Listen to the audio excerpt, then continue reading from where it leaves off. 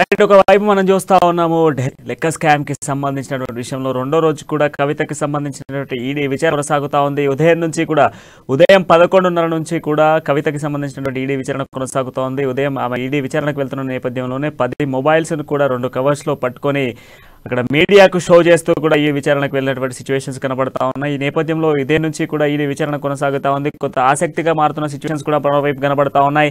ED కార్యాలయం ఎదుట 144 section కూడా అమల్లో ఉన్నట్టుగా తెలుస్తుంది. దీనికి సంబంధించిన పూర్తి డీటెయిల్స్ అందించేందుకు మా ప్రతినిధి శ్రీరామ్ అందుబాటులో ఉన్నారు. శ్రీరామ్.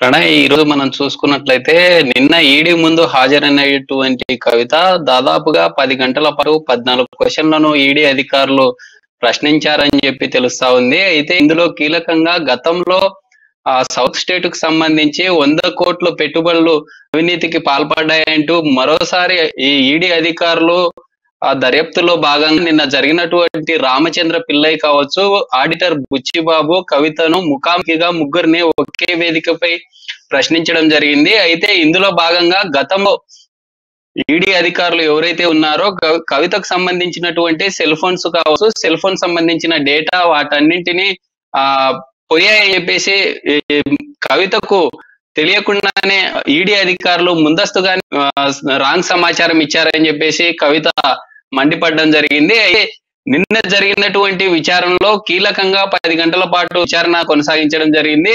అందుకు అనుగుణంగా ఈ రోజు ఈడీ ముందు హాజరైనటువంటి కవిత గతంలో ఈడీ అధికారులు చేసినటువంటి వ్యాఖ్యలకు తను యూజ్ చేసేటటువంటి 10 సెల్ ఫోన్లను తీసుకొని వెళ్ళడం జరిగింది.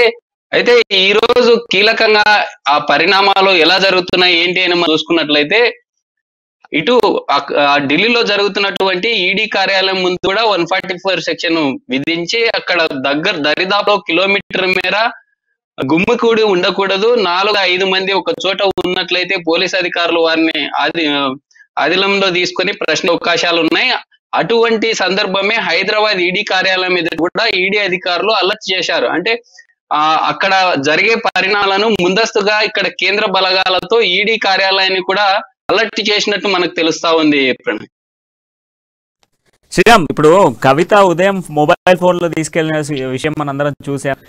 తను బహిర్గతంగా కూడా ఫోన్స్ చూపించుకుంటూ దానిపై ఐఏ నంబర్స్తో పాటుగా తన మొబైల్ నంబర్ని కూడా అటాచ్ చేసి వాటికి స్టిక్కర్ అతికించి కూడా వెళ్ళిన సిచ్యువేషన్స్ కనబడుతున్నాయి. సో ఈ నేపథ్యంలో మరి కవిత సేఫ్గా ఇప్పుడు ఆ ఫోన్ మొదటి నుంచి కూడా కవితకి సంబంధించినటువంటి ఆరోపణలో మొదటి నుంచి వస్తున్నటువంటి వర్షన్ మనకు తెలిసిందే. ఫోన్లను డిస్మాండిల్ చేసింది, అందులో ఉన్న డేటా ఎరేజ్ చేసింది అని చెప్పేసి ఫస్ట్ నుంచి వస్తున్నటువంటి ఇష్యూ.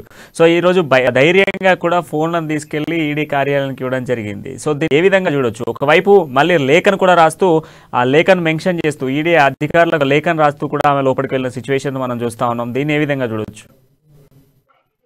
ప్రణయ్, ఈడీ అధికారులు మొదటిసారి నోటీసులు జారీ చేసిన సందర్భంలో కవిత కొంత ఫంక్ అయిందని మనం అనుకోవాలి. ఎందుకంటే మొదటిసారి వెళ్ళినప్పటి నుంచి ఇప్పుడు మన రెండోసారి ఈడీ అధికారులు 16వ తేదీ హాజరు కావాలని చెప్పి ఆదేశాలు ఇచ్చినప్పటికీ హాజరు కాలేదు. అంటే అతనికి ఉండేటటువంటి ఎవిడెన్సెస్ కావచ్చు, అతనికి ఉండేటటువంటి పర్సనల్ పిఏ భరత్ కావచ్చు, అడ్వకేట్స్ అయితే ఈసారి ఎటువంటి తప్పులు చేయొద్దు, ముందస్తుగా జాగ్రత్తలు తీసుకొని వారి అడ్వకేట్స్ సలహాలు సందేశాలను ఖచ్చితంగా పాస్తుంది అని చెప్పి మనం అనుకోవాలి ప్రణయ్. ఎందుకంటే గతంలో ఈడీ ముందు హాజరు కావాలంటే సాకులు చెప్పినటువంటి కవిత గారు ఈ రోజు కవర్లలో ఫోన్లని తీసుకెళ్తుంది అంటే వారికి ఉండేటటువంటి గైడ్ కావచ్చు, అక్కడ పర్సనల్ గా వారికి ఉండే అడ్వకేట్ ద్వారా ఇట్లా ముందుకెళ్తున్నారని చెప్పేసి తెలుస్తా ఉంది. నిన్న జరిగినటువంటి దానిలో కూడా అన్ని పత్రికల్లో వచ్చినటువంటి డేటాని మనం ఒక్కసారి